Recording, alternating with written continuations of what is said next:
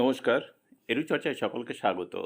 শেষ পর্যন্ত ৮ বছর বাদে কাটতে চলেছে উচ্চ প্রাথমিক বিদ্যালয়ে শিক্ষক নিয়োগের জট। আর উচ্চ প্রাথমিকে শিক্ষক নিয়োগের জন্য স্কুল সার্ভিস কমিশনের পক্ষ থেকে দেওয়া হলো নোটিশ। আমরা জানি যে এর আগে আদালতের নির্দেশ দেওয়া হয়েছিল যে অবিলম্বে নিয়োগ করতে হবে, আদালত কোনো বাধা নয়। তার পরিপ্রেক্ষিতে মাননীয় শিক্ষামন্ত্রী ব্রাত্য বসু ঘোষণা করেছিলেন যে অবিলম্বে নিয়োগ করা হবে স্কুলে।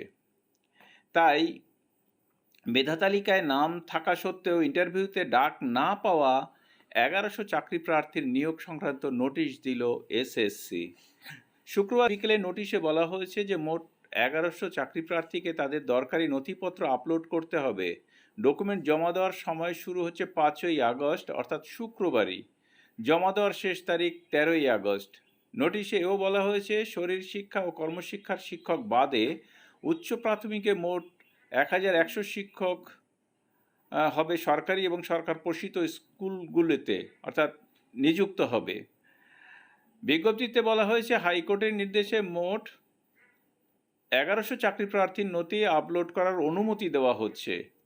আর 11:59 থেকে নথি আপলোড করার লিঙ্ক ওপেন করা হবে এবং সেই অনুযায়ী কিন্তু তথ্য আপলোড করতে হবে।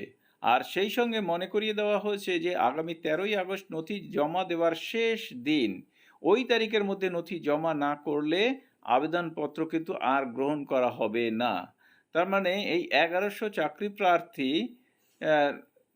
তারা কিন্তু নথি জমা দেবে, তারপরে তাদের চাকরির ব্যাপারে সিদ্ধান্ত হবে। আগে নথি জমা পড়বে এবং যদি নথি জমা না পড়ে তাহলে তারা কিন্তু বঞ্চিত হতে পারে। অতএব 13 তারিখের মধ্যে কমিশনের ওয়েবসাইটে কিন্তু নথি আপলোড করতে হবে। সকলকে ধন্যবাদ জানিয়ে শেষ করছি। ভালো থাকুন, সুস্থ থাকুন।